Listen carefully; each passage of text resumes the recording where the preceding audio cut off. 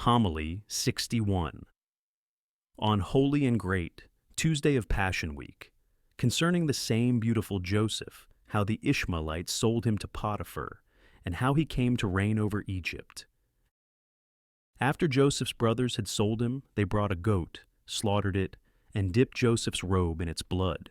Then they sent it to their father Jacob, saying, "We found this robe cast away in the mountains, and we recognized it as the garment of our brother Joseph. We are all grieved because of him.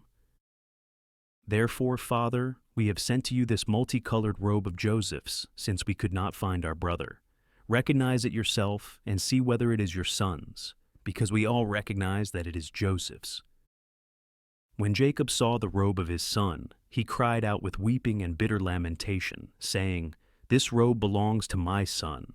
A savage beast has devoured my son." Weeping, he spoke with deep sighing, saying, "Why was I not devoured in your place, my son? Why did that beast not meet me instead, that it might have satisfied itself on me and left you, my son? Why did that beast not tear me apart? Why was I not its food instead? Alas for me, alas for me, my inward parts are in torment because of Joseph. Alas for me, alas for me. Where was my son slain, that I might go and tear out my gray hairs upon his beauty? I no longer wish to live, not seeing Joseph. I am the cause of your death, my child. It is I, my child, who killed you, having sent you into the wilderness to visit your brothers with the flock. Now I will weep, my child, and mourn every hour, until I descend into Hades, my son. And in place of your body, Joseph, I will lay your robe, never ceasing to place it before my tear-filled eyes. Behold, again your robe brings me to a different kind of mourning, my son, for it is whole and intact. As though untouched, no beast took you, but by human hands you were stripped and killed. For if, as your brothers said, you had been devoured, your robe would have been torn to pieces. A beast does not first undress its prey, and only afterward feast on its flesh. If he had stripped you in such a way, and only afterward devoured you, your robe would have remained without blood. But on your robe there is no sign of tearing by claws, nor of biting by teeth. So, from where comes the blood on your robe? If it had been only one beast in the wilderness, then I would have had one mourning and one weeping. But now I mourn for Joseph, and I weep for the robe, 2 mournings then, and 2 lamentations. I shall weep bitterly over the robe, how it was stripped and how my child was devoured. Let me die, O Joseph, my light and support.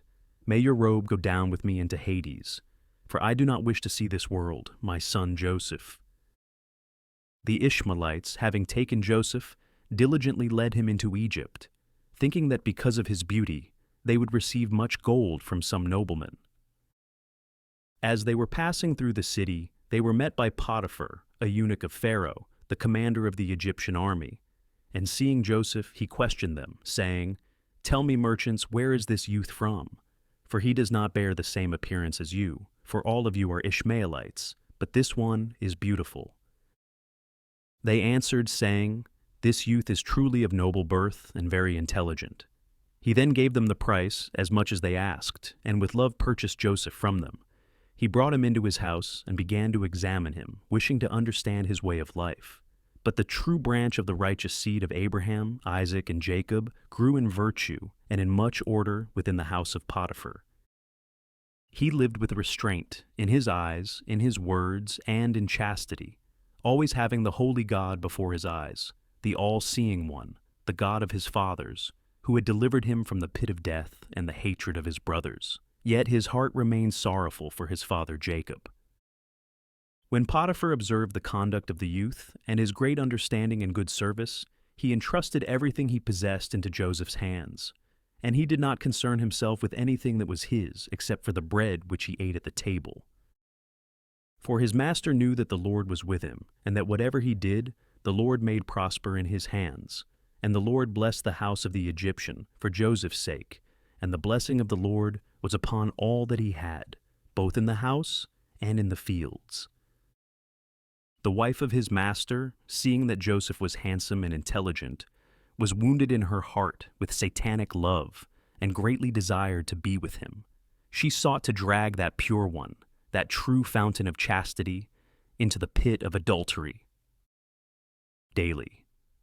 She devised many schemes to seduce the youth, changing her garments every hour, washing and anointing her face, hanging ornaments, using demonic perfumes, and displaying vulgar laughter, flattering the righteous one like a serpent. But she only destroyed herself more, using such evil forms of flattery against the soul of the righteous one. Yet Joseph, protected by the fear of God, did not even look upon her with thought. When she saw that, despite all her adornments, her efforts remained fruitless concerning him, she was inflamed even more and burned greatly, not knowing what else she might do to him. Afterward, she devised to call him to an unseemly deed with shameless words, deceiving like a serpent, so as to pour out the poison of impurity upon him, shamelessly speaking thus: "Come, lie with me. Do not fear at all, but be bold with me, so that I may enjoy your beauty, and you also enjoy my comeliness. Many servants lend us their hands, and you have authority over the entire household. No one dares to enter to us, nor to hear of our deed. And if you fear my husband and do not dare to do this, then I will kill him, having given him poison." But he, being unconquered in soul and body, did not sink in such a storm, but rejected what she said, by the fear of God which preserved him without blemish. And to all such diabolical schemes, Joseph answered her with holy words and chaste speech, and said with meekness, "I cannot commit this sin with you, my lady, for I fear God. My master has entrusted to me all his possessions, both in the house and in the fields, and there is nothing that is not under my authority except for you, my lady. So it is not right to disregard such love of my master. And how shall I do this evil thing and sin before God, who sees what is hidden?" These holy words Joseph spoke to his mistress, instructing and rebuking her, and in no way did he listen to the flattery of the serpent. But she was all the more inflamed with the passion of lust boiling within her, and she watched for the hour and awaited the moment, desiring to force Joseph. He, however, seeing the shamelessness of the woman, how she wished to seduce him, therefore lifted his eyes to the God of his fathers and often prayed, saying, "O God of my fathers, Abraham and Isaac and Jacob, deliver me from this beast. For you yourself see the madness of this woman, how she wishes to kill me through this secret evil deed. You who delivered me, O Master, from the death of my brothers, deliver me also now from this evil beast, that I may not become estranged by wicked deeds from the fathers who greatly loved you, O Lord." And resisting the unclean lust, he called upon Jacob, "O Jacob, my father, pray earnestly to God on my behalf. Pray, O Father, for a great battle has arisen against me, seeking to separate me from God. This death from the woman is far more bitter than that brought upon me earlier by my brothers. That death killed the body, but this death separates the soul from God. Behold, I know that your prayers, O Father, have ascended to the holy God for me, and for that reason I was delivered from the death of the pit. And now again, pray to the Most High, that I may be delivered from the pit of death, being dug for your child by her who possesses neither shame nor fear of God. I went to my brothers, and they were like wild beasts, and like savage wolves they tore me away from you, and brought me down to Egypt by foreign hands. And behold, again a beast has met me. Pray, O Venerable One, for your son Joseph, that I may not die in soul before our God." When Joseph did not wish to obey his mistress and be with her, she shamelessly seized the chaste one and, dragging him toward herself, tried to commit lawlessness. But he, seeing such shamelessness from that woman, ran out to the doorway in vain flight, leaving his garment in her hand, and he broke apart all the snares of the devil like another eagle, who, when it sees the hunter, flies high into the heights. So also Joseph fled from the snare, that he might not die by evil word and deed. The woman, seeing that he had escaped in such a way, was struck with dread and became exceedingly enraged. And she considered how to lie against the righteous one with evil words to her husband, so that when her husband heard it, he would be enraged with fury and kill Joseph. And she said within herself, "It is far better for me that Joseph should die, and I will find relief, for I cannot bear to look upon such goodness in my house, having been despised by him." And calling the male and female servants, she said to them, "Did you see what our Hebrew servant has done? My husband set him over the whole household, and he wished even to be with me shamelessly. It was not enough for Joseph to have authority over my household, but he also wished to deprive me of my husband." And when her husband returned from the palace, she took Joseph's garment and showed it to her husband, taking hold of the robe of the chaste one, and said, "Is this what you instructed your Hebrew servant to do, to assault and mock me, your wife, by doing such a thing to me?" And he, having heard, believed the unrighteous words of his wife, and was enraged with fury. And taking Joseph, he cast him into the prison where the prisoners of the king were held, not remembering the blessings of God that had come upon the house and upon the fields for Joseph's sake, nor examining the words truthfully, but immediately pronounced an unrighteous judgment upon him. But the Lord was with Joseph, and he poured out mercy upon him, and gave him favor before the chief of the prison guards. And the chief of the guards entrusted the prison into Joseph's hands, along with all those who were cast into the prison, for everything was in Joseph's hands, because the Lord was with him. At that time, when Joseph was in prison, 2 men of service to Pharaoh, the king of Egypt, sinned against him, the chief of the bakers and the chief of the cupbearers. And Pharaoh became angry with his servants, and cast them into prison, where Joseph was. And they were there for some days, and both saw a dream in one night. And Joseph came into them in the morning, and saw them, and they were troubled. And he asked them, saying, "Why are your faces downcast today?" And they said to him, "We have seen a dream, and there is no one to interpret it." And Joseph said to them, "Is not the interpretation from God? Tell me, therefore."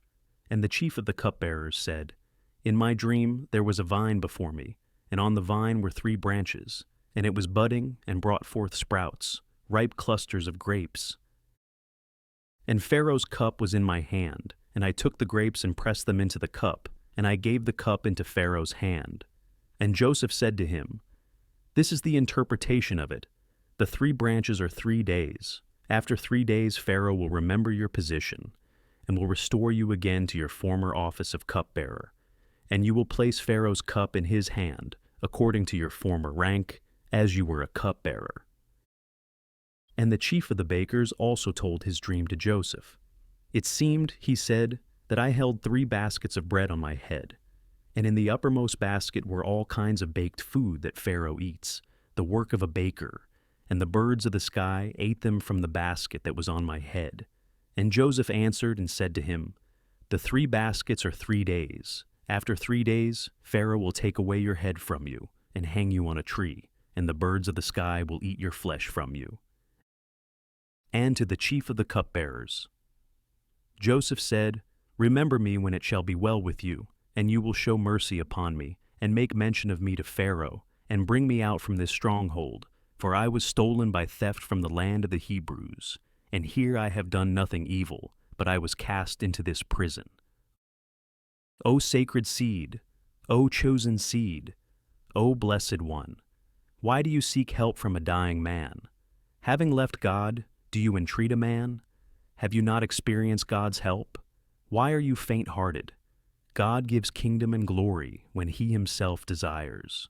For as much as you endure many tribulations, so much greater crown of victory shall you receive.